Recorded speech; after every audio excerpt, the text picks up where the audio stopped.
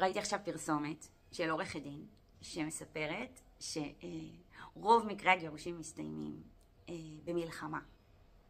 רוב. וכמובן כמה חשוב שתיקחו אותה וזה. עכשיו זאת לא הפרסומת הראשונה שאני רואה, וזה מעצבן אותי ממש. משתי סיבות, אוקיי? שתי סיבות. הסיבה הראשונה זה שזה לא נכון. רוב מקרי הגירושים לא מסתיימים במלחמה. שליש מהמקרים מסתיימים בקונפליקט גבוה. נכון, שזה המלחמה. אבל זה לא רוב. ואני אגיד שגם במקרים האלה יש הרבה מה לעשות. אחרת, כדי למנוע, או כדי לתקן, או כדי לשפר.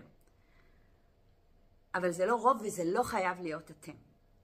העניין השני, זה שזה נורא תלוי במי תבחרו, שילווה אתכם בדרך הזאת. מה זאת אומרת? המשבר של הגירושים הוא משבר באמת מהגדולים שאפשר לחוות בחיים. הוא מפעיל את כל מנגנוני החרדה וההישרדות שלנו, ומתוך המקום הזה אנחנו עשויים להיות יותר לוחמניים, ככה בני אדם עובדים, ואז יש חשיבות מאוד גדולה למי שמלווה אתכם.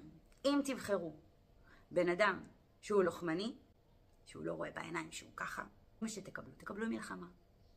אם תבחרו במישהו שרואה את התמונה קצת יותר רחבה, בסדר?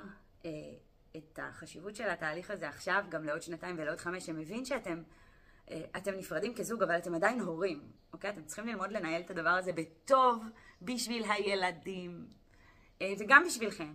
אם תבחרו מישהו כזה, אתם מגבירים משמעותית את הסיכויים שלשם תגיעו. אז זהו, רק זה מה שרציתי להגיד. 1, זה לא נכון. רוב הגירושים לא מסתיימים ברע ולא במלחמה. ו2, שזה בידיים שלכם.